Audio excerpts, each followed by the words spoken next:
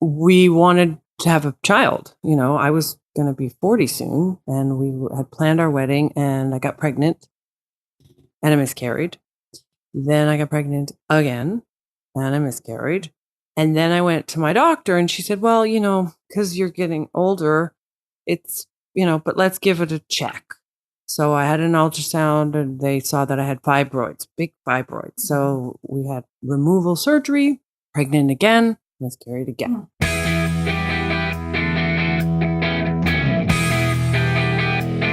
You're listening to the MILF Podcast. This is the show where we talk about motherhood and sexuality with amazing women with fascinating stories to share on the joys of being a MILF.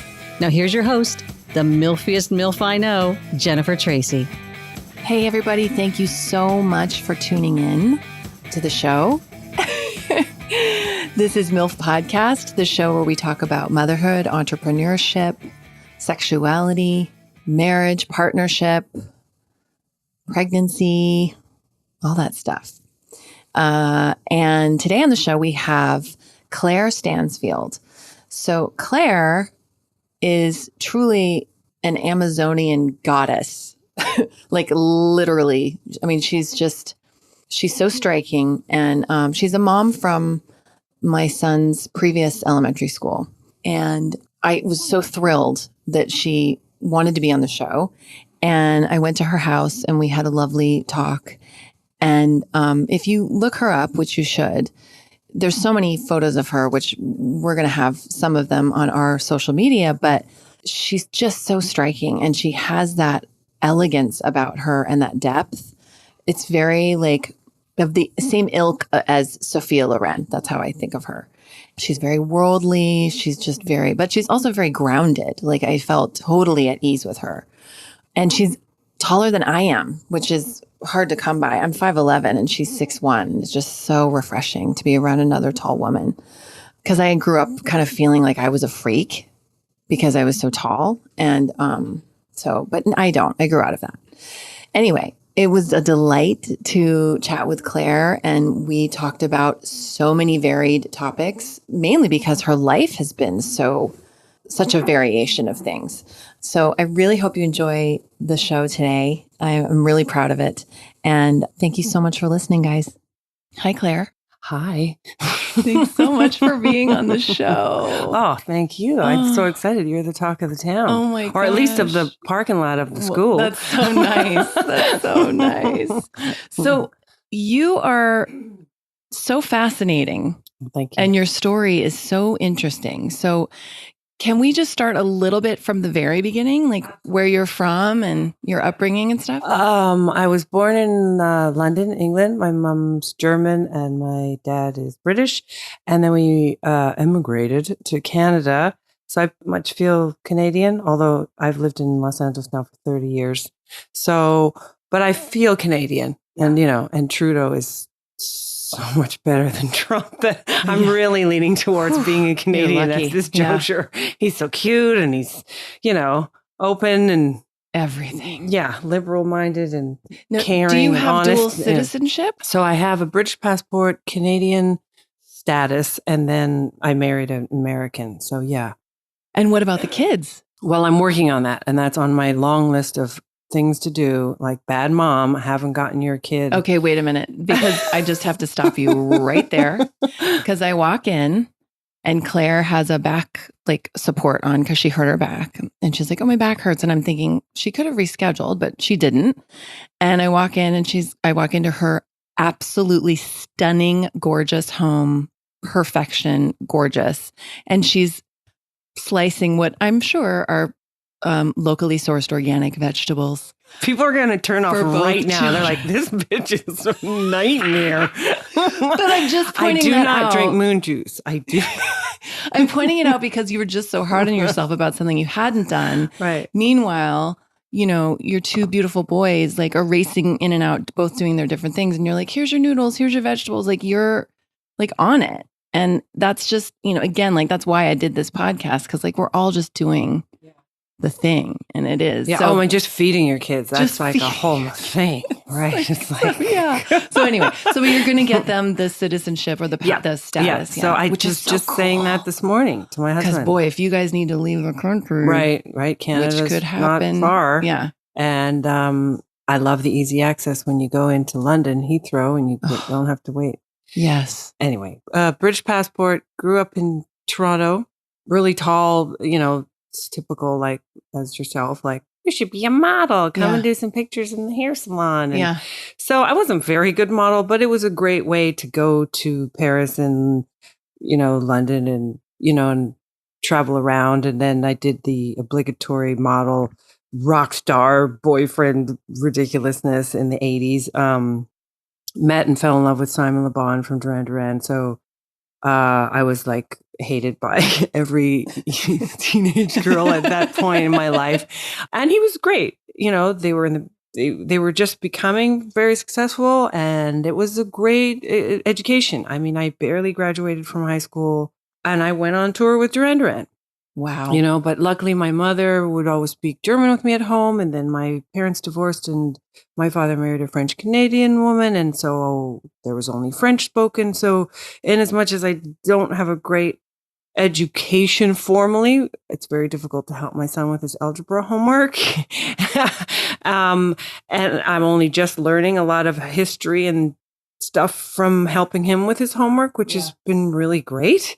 I did have a different sort of education from traveling and being in that crazy world. And, Simon was very well read and well educated and loved art. And so we really had a great time for about 5 years traveling around with them. So that was sort of my formative years. Coming of age. Yeah. Then, from 17 to 21, I was with Duran Duran on the road. And no big deal. Well, yeah, to most people now, but to the the late baby boomers, Yes.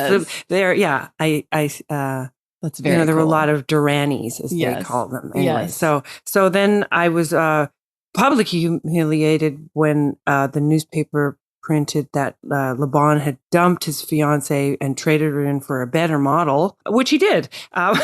Maybe not better, but a real model. So he married probably the most beautiful woman in the world and broke my heart, but all for the best in hindsight, but hard for a 21-year-old. I remember walking down like High Street, Kensington in London. I was still living in London because I loved it, and it was a fun time during that time. And I had some great friends, and all the ex-girlfriends of John Taylor from Duran Duran became my friends, and there was a lot of them. And so we all just, partied in London. But wait a minute, did you find out from the newspaper? No. He told you. Yeah. But they were already, pictures had been taken of them, so he had to tell me. And it was on the front page of The Sun. I'll never forget. And The Sun is just like the National Enquirer of the UK. That's just the shittiest paper. And there was an elderly gentleman standing at the bus stop and holding his paper up. And their front page says, Le Bon dumps fiancé, trades her in for a better model, and is this horrible picture of me and this unbelievably like Elle magazine cover of Yasmin Le Bon, who still to this day is one of the most beautiful women in the world, but hard for a 21-year-old. Oh, devastating. Pretty publicly heartbroken. Oh. So I went back to Toronto with my tail between my legs and sort of went, okay, what am I going to do? And now modeling was out because after you've been replaced by a supermodel, you don't really want to. So I did enjoy actually directing and being involved behind the camera and acting and so I thought, well, I'm going to go to New York. I'm going to be a thespian. I'm going to live in New York City. And I met another model, and we got a little apartment in New York and got, an agency, and I was going to do theater. I was going to be a thespian because I was going to be smarter than the model he replaced me with. I was going to be, I want to show them. And no training, but I was going to really, dig in and go to acting class and take it seriously. And I enjoyed it. Then the girl, the girl who changed her mind, who was going to share the apartment with me in New York. I got a last job in Tokyo. I met a great girl from LA there, just the best. we hit it off like a house on fire. She said, on your way home, come to LA. And I'd been here a couple of times with Duran Duran, but it was like, debauchery sunset at the chateau. And like, Sure. I don't even remember. Right. Like we were in LA. Oh, anyway. So she promised me, she's like, please come and spend a few days in LA. And I remember her rock and roll boyfriend picking us up at the airport and driving over Laurel Canyon, listening to like Whitesnake, Still of the Night, with the windows down and the sun. And we're on our way to the whiskey. You and and your the own music rainbow. video. Yeah. Oh, for sure. And I was like, I like it here. And she knew everybody from Motley Crue and like, and I just come from that world, but I got thrown into this 80s Sunset Strip rock. It was fresh. And she knew everybody and it was so fun. And I didn't want another rock star boyfriend and I didn't, but I liked the energy. I mean, everyone loves to go to a concert and, we went last night to see Lauryn Hill and Dave Chappelle and it was like fun, and just that energy. So I've always loved that energy. So anyway, so New York just got put on the back burner and I decided to move here and went for a couple of years to acting class and made some money doing commercials and had a pretty good, okay career as an actor. I mean, never really anything astounding, but I ended up on Xena the Warrior Princess, which initially I thought was like, oh gosh, what am I doing? Turned out to be the best gift, the greatest experience. We filmed in New Zealand. I was there for a couple of years on and off. Lucy Lawless, who plays Xena, still a great friend of mine, a wonderful human being, like just a great group of people. I fell in love with the Maori culture. In as much as it wasn't ER or one of the shows that I wanted to be on, to be taken seriously, in my life, all these accidents are what I thought was the B version, not the Yasmin Laban front cover of Elle, or not the, Juliana Margulies ER. Yeah. For me was exactly what was meant to be. Yeah. You know what I mean? I wouldn't have been happy if I was. Well, and your character, it's so interesting, Xena, especially in that era. Right. That was what, the 90s? Yeah. Okay.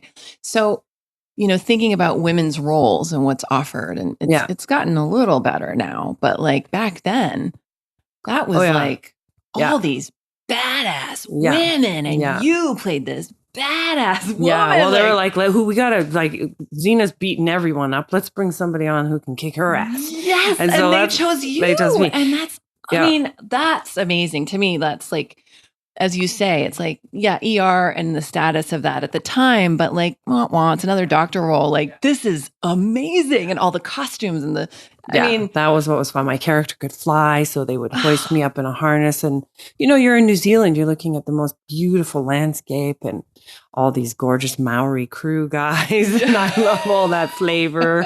And, anyway, my husband kind of looks a bit like a Maori warrior. So, yeah, totally. Anyway, and the great thing about Xena and not ER is that the fan base is still so solid and so strong that they want to see you perform. So after the show was canceled, I was able to raise funds to start my new venture from doing conventions. Oh, so and great. And there's such a rapt audience that I was able to do the plays that I thought I was going to be doing in New York. I would do the vagina monologues for, 2,000 Xena fans and get a rapt standing ovation. Wow. Whether I was good or not didn't matter. They just wanted I really honed my skill of public speaking and getting over that and being self-deprecating and telling stories about my 80s Duran stuff and on the set with Lucy hoisted in the trees, and they just loved it.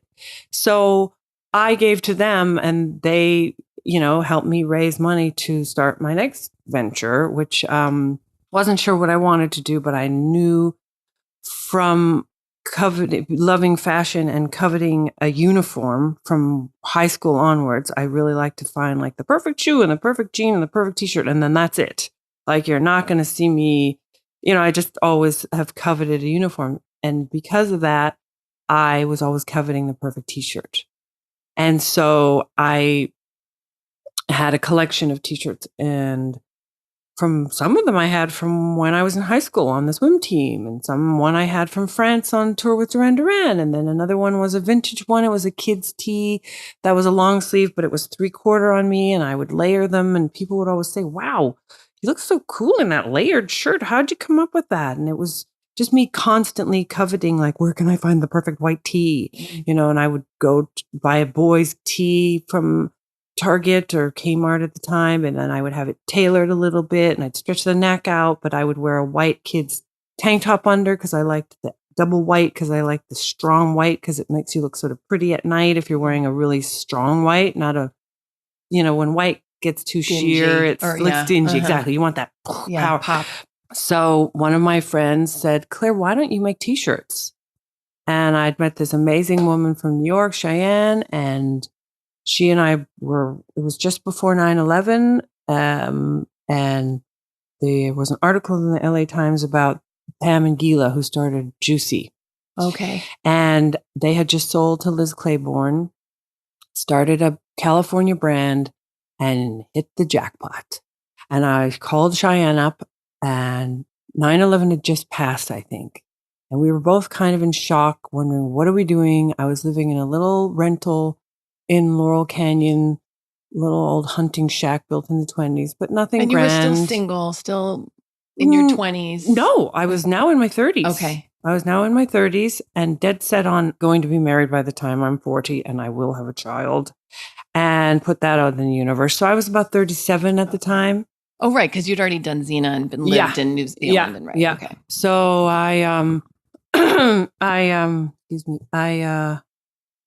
Cheyenne came over, and I said, hey, let's make a brand. Let's make t-shirts. Let's do. And so I started bringing all my t-shirts out from the closet of what I'd had forever.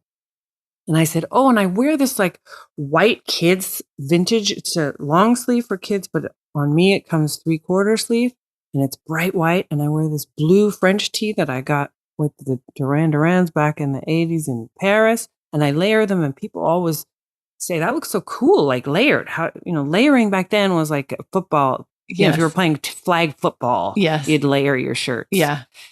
And I went, wait a second, how come nobody's selling t-shirts that you can layer? And I remember Cheyenne and I looking at each other like, oh shit. Like looking left and right going, is anybody listening? Do it quick before no one else before somebody figures it out. And luckily nobody had. Wow. So we stumbled a lot, but we put it out there. We're going to create a brand. We're going to sell to Liz Claiborne, and we're going to sell it for this amount of money. And we didn't pick the juicy money because that was really crazy, and they had a big brand and they were doing sweatsuits and blah, blah, blah. But we knew somebody who'd sold their jean company, Earl Jeans had sold just now. It was that time when California denim California suddenly became like the fashion center of the world because everyone was now wearing jeans out. Yes. Jeans became not just like scruffy, you got to get dressed up, jeans. And so everyone needed something to wear with their jeans. Yes. And t-shirts were, there was a couple of okay t-shirt brands, but nothing. So we got very lucky, but we worked very, very hard. And we put it out there that we're going to sell to Liz Claiborne for this amount of money. And that's what we did. We sold to Liz Claiborne for the exact amount of money that we put out. What? That is powerful. It was kind of that weird, like Jim Carrey, where he wrote himself a check and then cashed it. And we referenced that at the time. We went, let's do that. Now, when we finally went to market, there were other companies that were looking at us. So very random that it was Liz Claiborne. We only chose Liz Claiborne because it was the only one we knew because they bought Juicy. Yes. So, and the number wasn't so random. It wasn't so huge, but it was, ambitious, but we knew we could do it. Yeah. And that's all we thought about for a couple of years. How long did it take from inception to sale? 2.5 years. That's it. Mm-hmm. That's incredible. Mm-hmm. It's one of those like, I pinch me. Is this really happening? But here I am inching towards 40.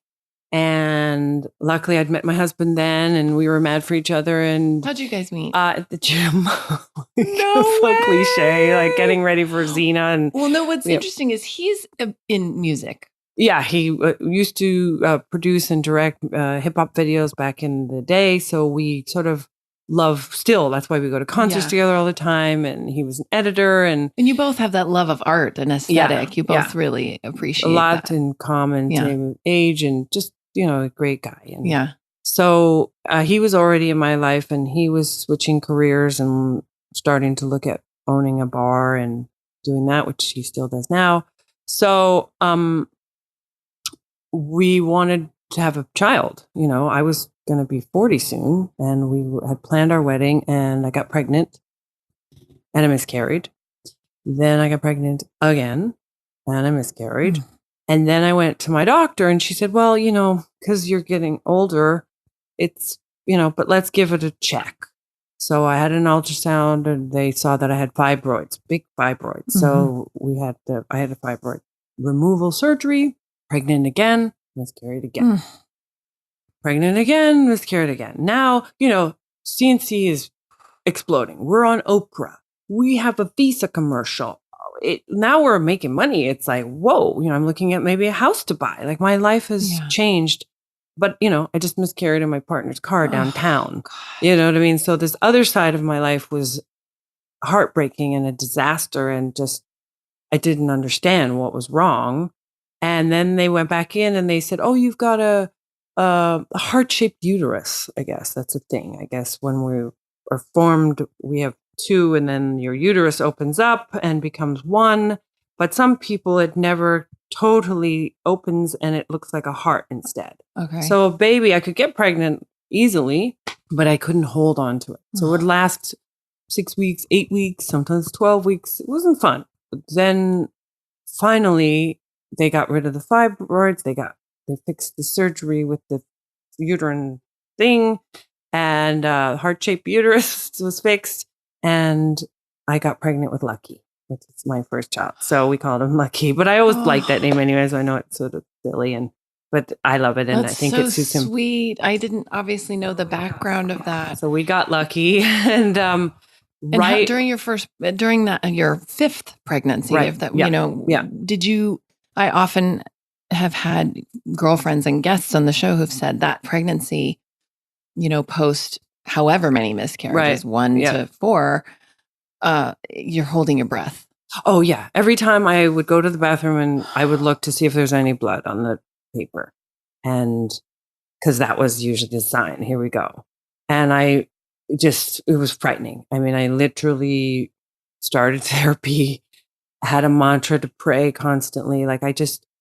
And I had so afraid something was going to go wrong. Of course. Yeah. And then when I had him, I had the worst postpartum. Literally, when I gave him a bath, Speaks would have to sit there with us, because I had this constant fear that I was just going to drown him or stab him. And I kept saying to my therapist, like, this is what I've been waiting for my entire life. Why do I want to imagine myself hurting him and picturing the funeral, and just being sitting there rocking in the bedroom, holding him, breastfeeding. I breastfed him for 3 years. I didn't put him down. I remember my girlfriend, after 6 months, she's like, Claire, you can put him down. I remember the first time he cried after about 3 months, I was like, what's happening?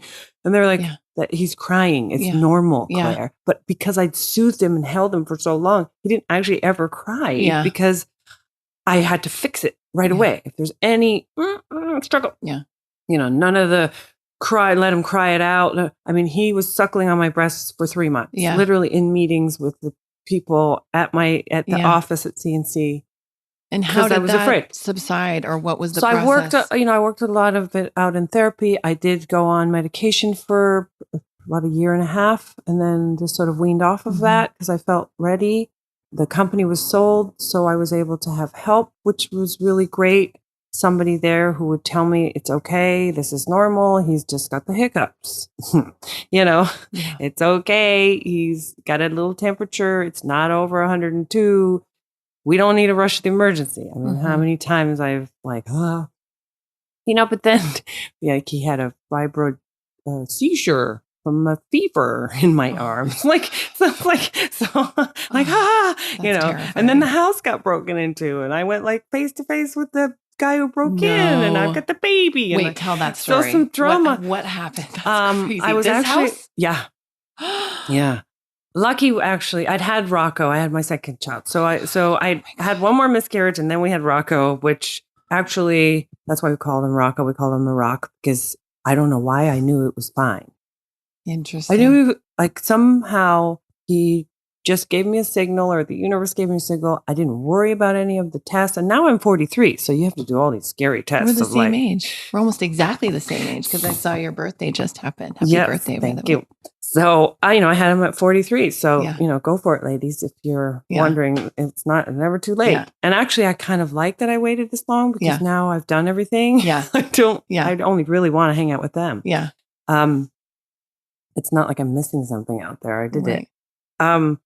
So I have Rocco and Lucky, sold the company, still working. Well, wait a minute. I need the story of coming face to face with the burglar. Okay. So so it's a PTA night over at Pam Sherry's house, Walther, where we're PA presidents at the preschool, where we all went and met, and the Lakers had won. That was the last time the Lakers won. So a while ago. And I took my little Uber home, sent the babysitter home, but it was the night the Lakers won. So Speaks, my husband, was out till very late. Yes. Cleaning up the bar. It was big craziness. So I'm asleep, but a rough sleep, because I'd had a few rosés over at my friend's house, and I hear a smash, which in LA, you usually think earthquake, because something smashed. Right. And I jump up and I see a flying glass in the front door, and this big tall man walking in, and he had taken a rock and just a shirt by the front door and smashed the glass pane and reached around, opened the door. Luckily, he wasn't aggressive, and it was sort of maybe a little bit of a Robert Downey vibe, where he was like out of it in the park and wandering around like anybody. Their lights were on outside, cars were in the driveway. You just said Robert Downey vibe. Yes. Anybody would have not broken in this house had they been in the right mind. There were shoes in the front, and the cars in the driveway, and the lights on. Obviously, people were here. Right. But he's still standing there bleeding, and I go running, and I don't think he's expecting like Xena Warrior Princess's freaking nemesis, because I start screaming, and the hair's wild, and but I am standing in shards of glass, because the glass broke all in, and I run to the phone as I'm screaming, call 911, and I'm like, get up out of the house, Yeah. My stepson Mars was here, and he came running out from the other side of the house. I said, get the boys in the safe closet. Thank God the architects had told me to do a safe closet. I laughed at them when they said that. And it's really not like a Fort Knox. It's just a heavy door that you can lock that has a phone in it. So it's my closet, but I can communicate from there and lock it and be safe. So Mars got Lucky and Rocco into the safe closet. He got afraid, I think, of me and my crazy... That's so badass. Badass powers. I love it. And I backed him out of the house with my screaming. What were you wearing? Do you have a nightgown on? Yeah, just a teeny little linen little shirt. And I grabbed this vintage lamp from my desk, but it wouldn't come. It was somehow just like still the cord was tangled. So I'm trying to use it as a weapon, but I can't quite pull it. I've dropped the phone, and he backs out. And then I see my moment to just dart and join them in the closet. This is like a movie. So I run, bang on the door, and Mars lets me in, and I'm literally like, and I remember Mars looking up at me going, you're going to hyperventilate. And then both the two little boys on the floor just looking at me like, this was not my shining moment as a mom, but I mean, and I picked up the phone. Thank you, architects, for making me have a phone in my closet. And the 911 operator was still on the line. They didn't hang up. And he said, just breathe. Where are you? The police are on the way. You will not hear them because we don't want to alert the perp, Oh my God. And do not, we said, where are you? I said, we're in the closet. It's a safe closet. It's locked. Please, I don't know if he's back in the house. I don't know what's going on. He said, stay on the phone with me. And now I realize I've got like shards of glass in my feet. My feet are bleeding, and the kids are like not understanding what's happening. It's out of a bad scary movie. Yeah. And they were little. Yeah. But walking still. So maybe 3 and 6 or 3 and 5. So little. Yeah. To be in witness that. something and to be in that situation. So then we saw the flashlight. He said, the police are here. They actually have apprehended him at the bottom of the driveway, wandering around. Your husband's here. Mars had called him before I got into the closet from the phone. He said, your husband's just arrived. Thank God Mars was here. Yeah. Oh, yeah. I know. He and I really bonded. I bet. I was never sure if he liked me or not, but after that, I was like, dude, you are We're like in my this, hero, yeah. and we got this in common, and like, I'm not your step monster. He always like, you're not step monster, you're step momster. So, yeah, they said the police are here, and I could see the flashlights from under he said, it's okay to open the door, and I'm going to let you, you can hang up now. So, yeah. So with a lot of the so when I finally went into therapy, they were like, you have a little PTSD going on. Just a little bit. Yeah. Wow. Yeah. So, nothing compared to certainly a lot of things that other people and, no sexual abuse or none of the horrible things that, are coming out a lot lately that women go through. I've always been strong and nobody really fucked with me, maybe because of my height. But those were not fun. And those have definitely shaped my overly cautious, they call me Clarity Cat, the kids, which is sweet. But at the same time, I'm really working to remind them constantly that I'm okay and I can take care of myself and they're okay. And it's a struggle all the time. Whenever there's a fever or whenever there's anything, I tend to overreact. I don't like it when they're on sleepovers. I don't like it when they're driving in someone else's car because I still go to that place of worst case scenario. So you could be like, hey, does Rocco want to come over and play with balloons? And I'd be like, oh, do you have a swimming pool? Yeah. And do you have any floaty things in there that they could end up under? And do you a firearm? Yeah. Could you cut their grapes in half? Yeah. Like, yeah. You're like, Claire. Yeah. Chill. But, I just, that's my deal. But so then, so I sold the company and we worked there. Shia and I worked there for a couple of years. And then I really wanted to focus on being a mom. And I felt like, check the box off that, career, enough money to send them to college. Check. Let's just be mom, PTA mom. And then I got a little antsy and in my head, I need to work or I start spinning out. Yes. So, luck would have it at the fabulous preschool that all our boys went to and the community of moms there. I had a lot of people were like, oh, I really like your sense of style and design. And it was, instead of donating stuff at the schools, they like you to donate experiences. And so they were like, why don't you donate your services? Claire will come over to your house and rearrange your books or rearrange your, redecorate your, living room. I said, sure. Is anybody going to bid on that? That's so embarrassing. But sure enough, Suzanne Going, the chef, one of the fabulous moms at our school, she bid on me and I ended up redoing her bathroom at her house. And at the time that Susanna has Luke's restaurant and AOC and the Larder and Tavern, just won a James Beard Award, one of those fantastic women. Maybe you can get her here on your show. She juggles 3 children and all that, and she's amazing. Anyway, so Suzanne and her partner, Carolyn Stein, who's also equally amazing mom and businesswoman, they pulled me aside at a birthday party and they said, would you be interested in designing AOC? We're moving it. Wait a minute. Like, you designed the new AOC? Yeah.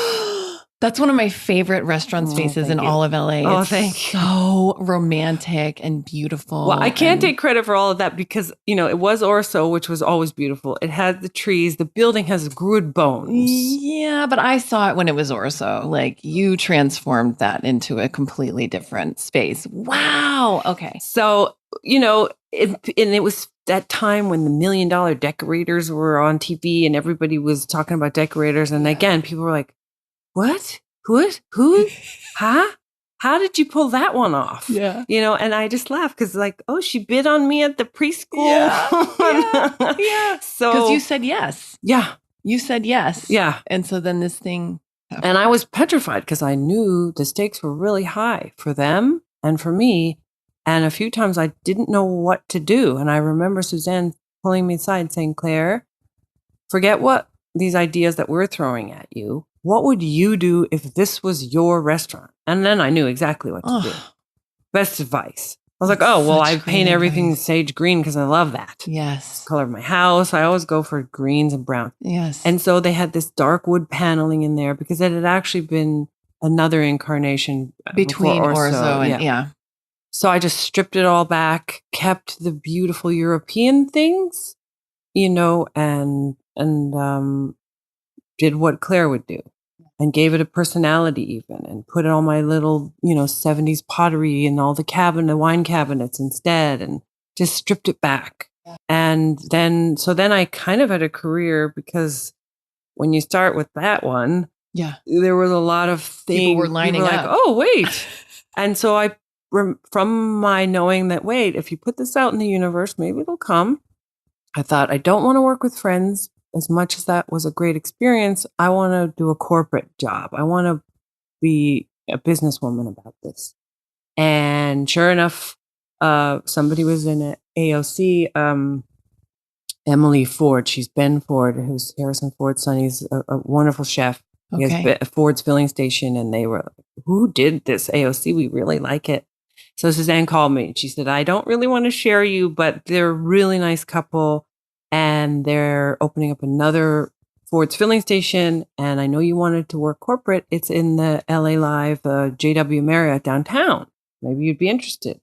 So they met with a bunch of big decorators. And I'm just a one-man show. Yeah. Like I don't have any staff. I just wing it. And so Emily and she took a leap of faith and I had to pull up my bootstraps. And I remember the big executives at the Marriott asking me, where are the CAD drawings? And just all of these terms that I had no idea. Kind of like when Cheyenne and I started in fashion, people would say, do you have your markers? Do you have your binding? And we were like in the car, what is that? Googling it. Yeah, what is that? Google, but like we didn't go to fashion school. Yeah. We just did what we loved. Yeah. What I was coveting. Again, I wanted the perfect t-shirt. Yeah. So I made it. I wanted to make the restaurant a place that I would go like it was my house. Yeah. You followed the vision that was inside of you. You did what Claire would do. Yeah. My taste and my style is very specific to me. It's not the best by any means, but it's very specific. And for my style, I try to keep it really simple. I noticed when I got along very well with the guys from the Marriott, and they would ask me to do other areas that was way outside of my wheelhouse. Such as? Well, just the lobby of the Ritz. They want Kelly Wearstler. They want things with, bejeweled, bedazzled, like more like a throne. Let's throw some chairs in here that look like the thrones. Like that is so not my style that I really struggled with it. And I had to make a choice. Do I hire a bunch of people? Do I start a company? Do I want to do this? And then I started to get some weird aches and pains. And, then I started to have a lot of stress again in my life. And because of the work and balancing being a mom and a wife. And then, getting lucky into middle school. And, he has some learning things. And so getting tutors and getting him tested and just wanting to be there for them and not come home and be in a bad mood because the Marriott wants fuchsia satin pillow. And I'm like, what? Yeah. And so I had to just bow out and say, I love you guys, but I'm not your decorator. Yeah. And they weren't giving me huge jobs, but it were little areas. Can you fix the valet parking? Can you do the entry to at the Ritz? And it was fun being down there. I mean, I did the private dining room, and that's where all of the athletes that come to play at Staples, they eat there and stuff. So, it still go back to my groupie days. Yes. Like, oh, there's some hot basketball players in there. So it was fun, and there's great energy downtown at Yeah. LA Live, and especially when there's things going on, sports. And I always liked that still concert sports, some people, Yes. energy. So fun. So fun. Yeah. And especially when you're in the background of it. Oh, yeah. It's like being an actress again. You're on a Yes. team. You're in the go through the kitchen. Yes. And you get to walk through the, and high five. That's very VIP experience. Yeah. Who's that? Yeah. Anyway, so I decided that I was going to take a break. And then when I started to get some arthritis, and then I had I'm 6'1", and I went through 2 pregnancies where I was up at 230 pounds, and it was a lot of pounding on my body. And so my hip was pretty much bone on bone. So I had to have hip replacement surgery. And then that was when I thought, okay, I'm just going to slow it down here. Yeah. And that was a year. In fact, September 25th will be a year. And so we were laughing. My son said, oh, it's the anniversary of my new hip. And Lucky says, we should take it out for dinner. That's cute. So we might go to AOC and take my hip out for dinner. Perfect. So it was a pretty long recovery, although the best surgeon, if anybody out there needs a great hip surgeon, let us know. I was in the bathtub. I finally got to have a bath. Your bath is amazing, by the way. I helped myself and used it before, not the bath, but I used the bathroom before the interview. And I just was looking. I have a thing for bathrooms, especially master bathrooms. I could probably live in there. And now, is that where the safe closet is? Yes, behind there? Behind there, yeah. Oh my God, it's stunning. Anyway. So I'm in the bath, and I'm so happy because finally I can have a bath. The scars healing up, and I've given the okay, and I've got some nice new foamy soaps, and I'm foaming it up, and I'm like, what's that on my breast? That feels weird. Felt kind of like a little pistachio nut. I was like, I know my breasts are very dense, and there feels like there's like a heavy big donut in there sometimes, like hard but big. This was little. Like a pebble. Yeah. Yeah. And I called my OBGYN, who I'm very close to after 6 miscarriages and 2 babies and a fibroid and all the surgeries. Like, best bud. Text her, Dr. Mary Kerr, who I owe everything to. I text her right away, and Mary says, go see Dr. Funk, who was my Christy. Christy We love Funk, Christy. the Pink Lotus. So Christy got me in right away the next day. Ultrasound. I'd had a mammogram a year prior. Nothing showed. And she said, I'm a little concerned about this. And I remember my husband and I just looking at each other like, what? And she's like, but it looks like it hasn't spread. And she goes, oh no, it looks like it's all in the ultrasound? Yeah. And she said, I'm sorry, I interrupted you. It looks like it's spread to a node, lymph node. So, you leave there. She did right away a biopsy, which was those are fun. Yeah. I've had 2. They're horrible. Yeah. Feels like a saw. Yeah. So then I'm driving home going, are you kidding? So, just spent a lot of time in my safe closet because I didn't want the kids to see me crying. And Mary, my doctor, was just on the phone with me the entire time. So then the test results come back. It was cancer. But good news was it was the most common garden variety one, the most curable and most treatable. And then hopefully after 5 years cured, because it was just in the most common one and it was hormone receptive and negative to all the tests and not BRCA gene and all that stuff.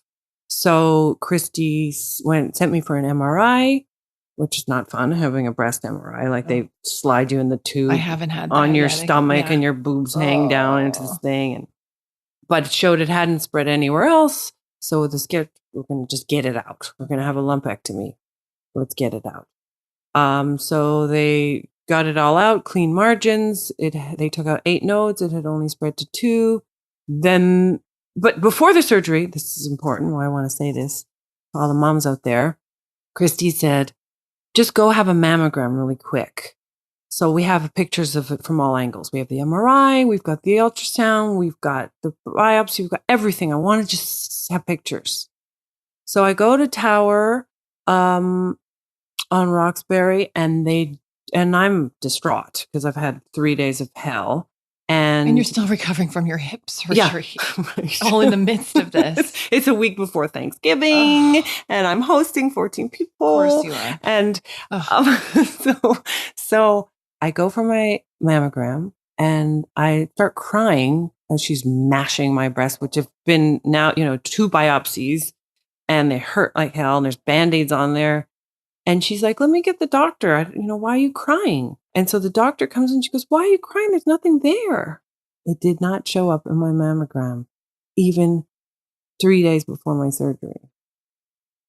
So, ladies, if you have dense breasts, a mammogram is not going to work. Did not show up. She said, I can see there's some redness on the outside, and that was from the biopsy, but they couldn't find this little 2-centimeter mass or see it in the 2 nodes. I mean, I have very dense breasts, and I just had my first mammogram, and they said, you're going to have to get a mammogram and an ultrasound every single year. I said, fine. And Christy says mammogram then 6 months later, not every year. Interesting. Certainly. Okay. Yeah. And so, it's hormone receptive, 98% hormone receptive. So she just said, vegan, vegan, vegan. Like, you do not want to feed this any hormones. And I'm on. So good news. They have it's called a mammoprint. So they're able to take your cancer cells off to a lab. You wait a couple weeks. And so the mammoprint came back extremely low risk. So I didn't have to have any chemo, which was great. I did 6 weeks of radiation. What was that like? Well, it was odd because I would drop the kids off at school. You have to do like 35 sessions, go to the Beverly Hills Cancer Center, lie down on this table, and they radiate your breast for about 3 minutes. So it's really quick, in and out of there. I became friends with the Valley Parkers, with the girls at the front, and the people who were there during that time. You kind of become friends. At first, I noticed this odd smell, and I thought, why do I know that smell? And it was because it smells like when you go to the tanning salon. Because you're burning your skin. Because you're burning your skin. like, oh, I know that smell That's from charred from skin. You've a Son, when I used to do this to myself and pay for it. Like, oh, wow. Yeah. You got to have some humor in there. But, 1 out of 7. And so I'll be your 1 out of your 7 friends. I tell that to all my girlfriends. I'm like, okay. Yeah. 1 out of 7 women. Wow. But because, as I said, it was the most treatable, the most common. And you caught it. They've researched. early. I caught it. They took out 8 nodes. It had only gone to 2. I just had my first almost year because it's coming up on Thanksgiving and everything's clear. So I have 4 more years to go. I'm on a hormone blocker. Not fun. I'm vegan. Also not so fun. Although if there's ever time to be vegan now with all of these so laboratory, plant-based. Well, you're the one that turned me on to oat milk. Oat milk is the best. I like it better. God, it's so good. But only Oatly, that one company. Only the Oatly that you get from Italy.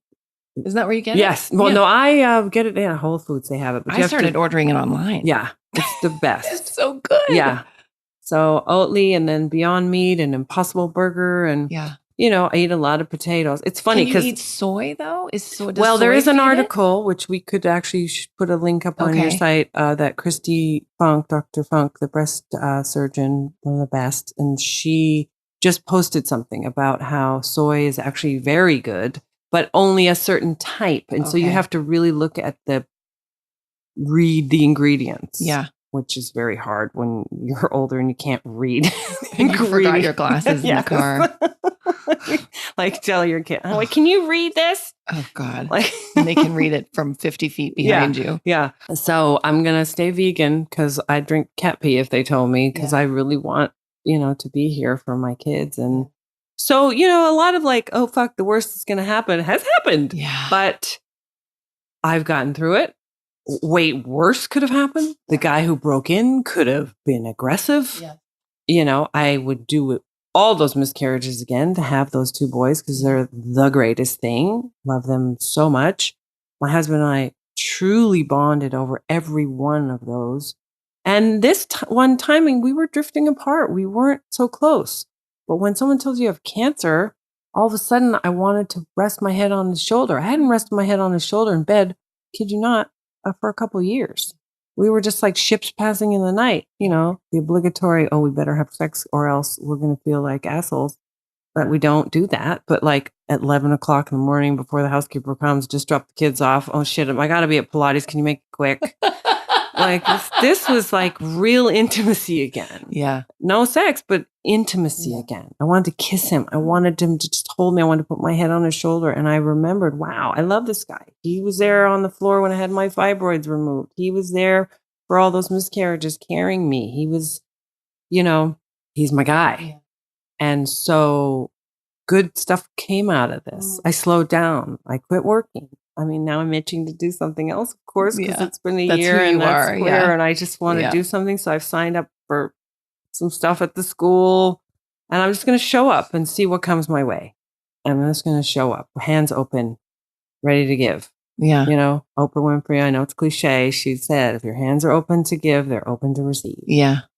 And I really have learned from working or consulting for people, after C&C, people were like, I want to start a thing. Can I come over to your house and pick your brain? And I would always notice when people are very tight, hands closed, and even decorators, people would say, do you know where to get this? Or do you know where to get that? And I'd be like, oh, sure. I got this pillow guy and down in there and Vernon, and I got this guy here. And it was never, maybe because I didn't need to be, and I didn't need to hold it so close and be so secretive, and this is mine, and God forbid anybody take it. I was open to give, but every time I found myself open to give, something has come back. Yeah. And, Christy's book was coming out, so I hosted a book release party for her. I was able to share. I'm able to tell. Maybe I can save somebody's life, even who's listening to this. Yes, yes. Don't trust your mammogram. Lubricate your boobs. Yeah. I couldn't find it. Like when I went to show my husband after I'd found it in the bath and I was dry, I was pushing and prodding. I couldn't find it again. I literally had to go inside and get some oil and lotion and lube it up. And then there it was. We found it. Wow. So the best is to just really get to know your breasts with cream or with shower gel, and know so that if ever anything comes and you catch it, and everybody showers every day, why not just cruise around there a little bit under your armpit, on your chest, the top of your chest, and do a little rubby rub with something lubey. Yeah. That way you catch it early. It's not a death sentence. And 1 in 7. So my job is to spread that word. Yes. And to make sure that people stay ahead of that, because it's shitty. And I think our generation really, we got all those toxic chemicals and those carpet cleaners and paint. I know. I think so too. Additives and I know my parents didn't. They grew up in Europe. Everything came in paper, not in plastic. And they, I think we, it's luckily changed with our kids, Yes. And I was raised on McDonald's. Yeah. Literally, I had Coca-Cola every day. I sometimes feel bad that my son, he's a very picky eater, but when I look at how he eats in comparison to how I used to eat, and the quote junk food he eats compared to what I used to eat, it's like, So it's, I used to be a big meat eater. I can see how hormones would feed something. I'm not, you have to, I'm not snobby about it. Yeah. I'm doing it for me because that's, as I said, if someone said drink cat pee, I do it. Yeah. So she said, be a vegan, a doctor. Yeah. Okay. And she's not making any money off of it. No. So it's not, the typical doctor. Oh, you need to be on this and this. Now I am on this hormone blocker, and some people choose not to do that. But it, again, lowers my chances of it recurring by another 3% by being on it. So take it. For Lucky and Rocco, I'll do it. And what are the effects of that? Are there any side effects? Bone density can lessen your symptoms that you get menopause, which is a bitch. Like I've been in menopause now for like 3 years, and it's no fun. And this heightens those, so I can get really bitchy and sweaty, but it's all stuff that I can. You just just power through it. Yeah. Well, because you know that the greater reason of why you're doing it. Yeah. Yeah. I want it to. Yeah. Yeah. I want to live in New York like I never did with that model. I want one of my kids to maybe go to a school on the East Coast and I can rent an apartment and do their laundry and they can take them to the theater. And I have so many things that I want to do that involve them growing up without being overbearing. Like, oh God, he's 35 and he's going to eat a steak. Maybe he'll choke. Like, no, can you cut your meat smaller bites, little bites? You'll have to have a 60 block. Like if he's in the Village, you'll have to be on the Upper West Side or something. Little bites. Or Midtown. Mom, don't come past Midtown without calling me first. That's funny.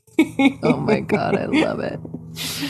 Anyway. Wow. So, and you're drinking green tea. I'm drinking green tea, which Christy Funk also says 3 cups of green tea a day can lessen your chance of getting breast cancer or from it recurring by 30 to 40%. Wow. It's that powerful. And fruit and berries. So green tea. I get decaf green tea because I don't like to get too wired. Okay, thank you, because I can't take regular green tea. It's way worse than an espresso or any kind of I get caffeine. a decaf one that has lemon because she said the lemon also is great. I mean, they've done all these studies in China and women who do that's part of staple of their diet. And before they were introduced to our Western way, there was no breast cancer. There's some villages or places in China they've done studies. It doesn't exist at all. So there's got to be something to this. So, and I kind of like it. I make a pot. I make a whole little, like a nice little tray. And I bought this cool Japanese teapot. And I make it in the morning. And I'll have my little cup. And then in the afternoon, I'll have another one. And then I'll pour the rest in a big jug with ice water and ice. And I'll sip it. And if there's anything left, the little bits at night, I'll just throw that back before. Yeah. And I think if you make a pot of it and it looks pretty, then you're more apt to do it. As something aesthetically, pulls you to it. Yeah, it's like making a martini. If you want a nice glass. Nobody's drinking a martini out of a like an orange, one of those red cups. Those red plastic solo cup. Yeah, exactly. Here, have a martini. Oh my God.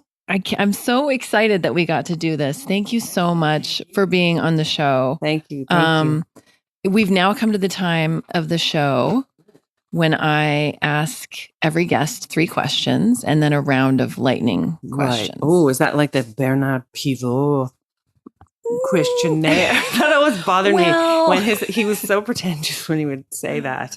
My favorite ever answer, and I have to share this, was when he asked Sean Penn, when you get to the pearly gates, what are you expecting, God to say or whatever? What are you hoping? And Sean Penn says, "Oh, here's an 8-ball and a bunch of hookers. Have a good time." I was like, "You are awesome." That is great. That is so great. Everyone else is like, "Oh, I hope it's my dog. Your dog is here and your grandma's here and come on in. No more worries." Sean Penn. That's an 8-ball and a couple of hookers. That's so great.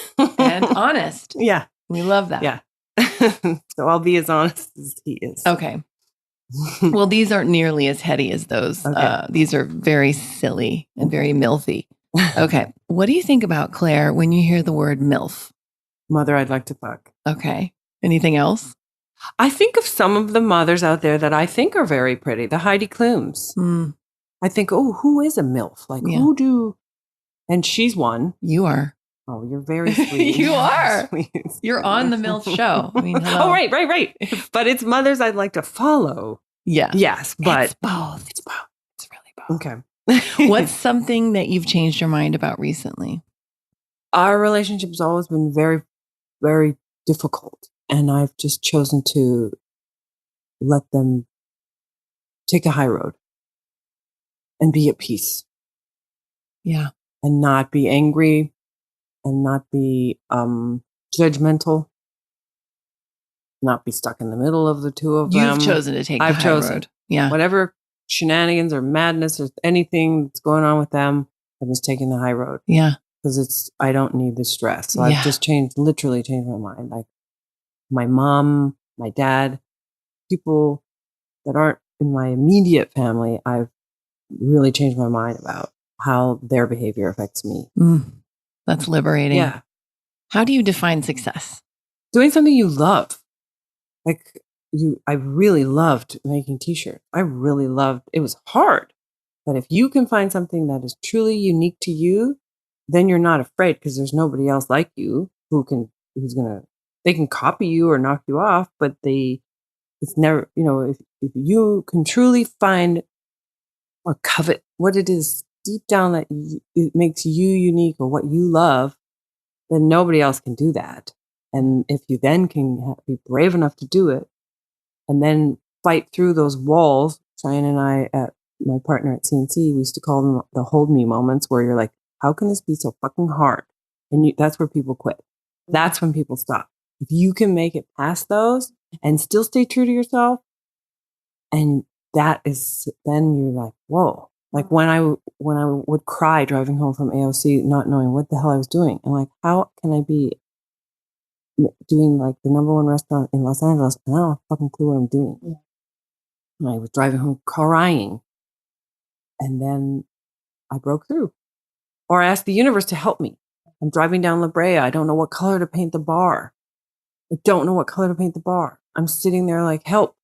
And I look over and there's one of those cheesy antique shops that imports Chinese stuff. And they had one of those Chinese lacquered, it's that burnt orangey red. Yeah. And it was right out on the street in La Brea.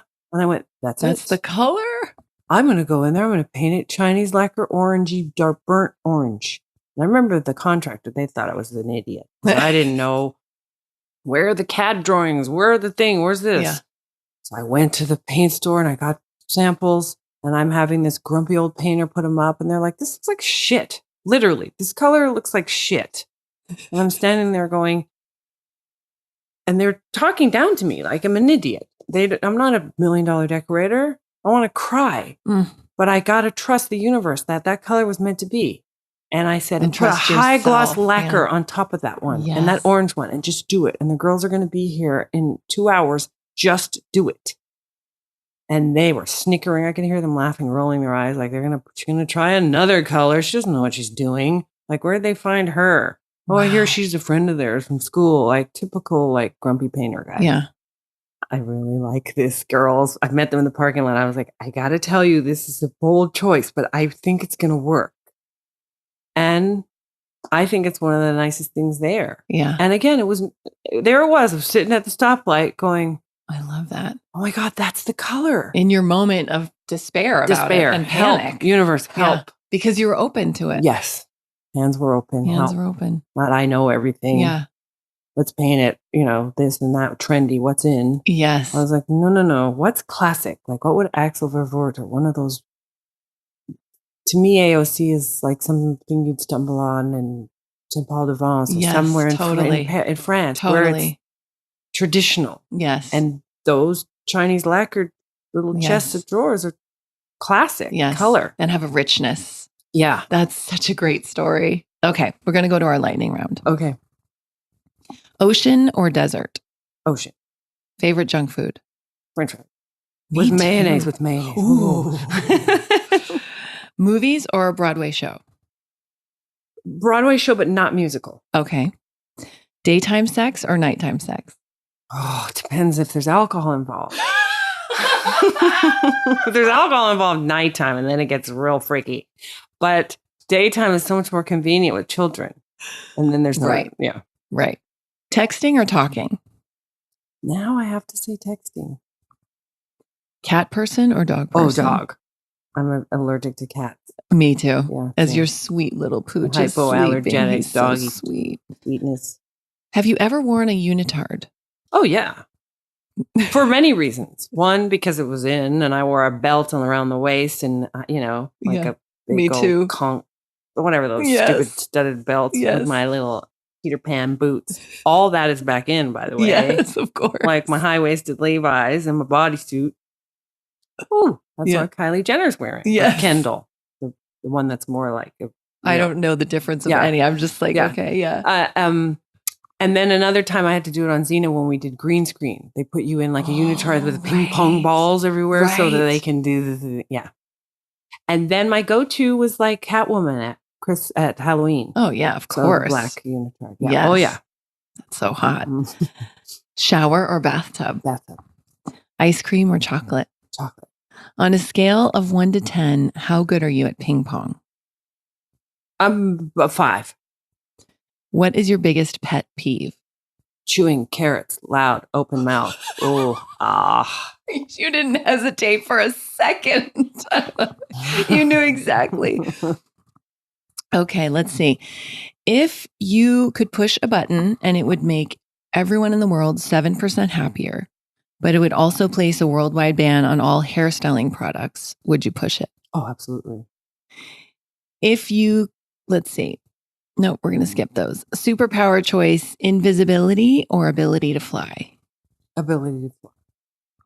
Which you kind of have already done. Oh, right. See? So I've you've got had a some taste. experience. Yeah.